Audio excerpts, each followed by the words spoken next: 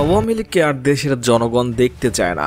2009 সাল থেকে 2024 সাল পর্যন্ত আওয়ামী লীগের কার্যকলাপে মানুষ অতিষ্ঠ হয়ে উঠেছে। 2024-এ এসে ছাত্রদের আন্দোলনে দেশ ছেড়ে পালিয়ে যেতে বাধ্য হন ফ্যাসিস্ট হাসিনা।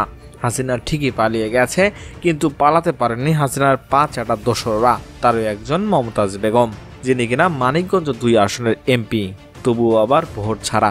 সংসদে মিনিটে খরচ হয় কোটি কোটি টাকা, সেখানে মমতাজ গিয়ে গানের আসর বসাতেন। তাহলে দেশ এগিয়ে যাবে কিভাবে?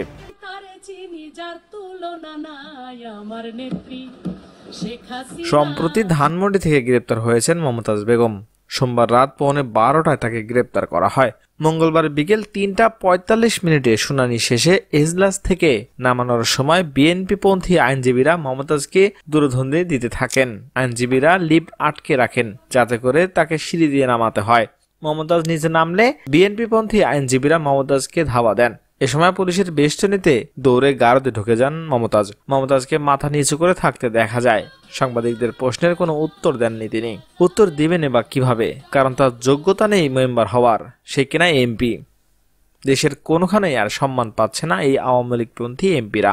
সাধারণ জনগণও ডক্টর ইউনূসের কাছে দাবি করছে যেন তাদের দ্রুত ফিরিয়ে এনে বিচার করা হয়, ফাঁসি দেওয়া হয়। দর্শক, মমতাজের কি শাস্তি আপনারা আশা করছেন? জানতে চাই আপনাদের মূল্যবান মতামত। এখনকার মতো এখানেই শেষ। পরবর্তী আপডেট জানতে আমাদের সাথে থাকুন। ধন্যবাদ।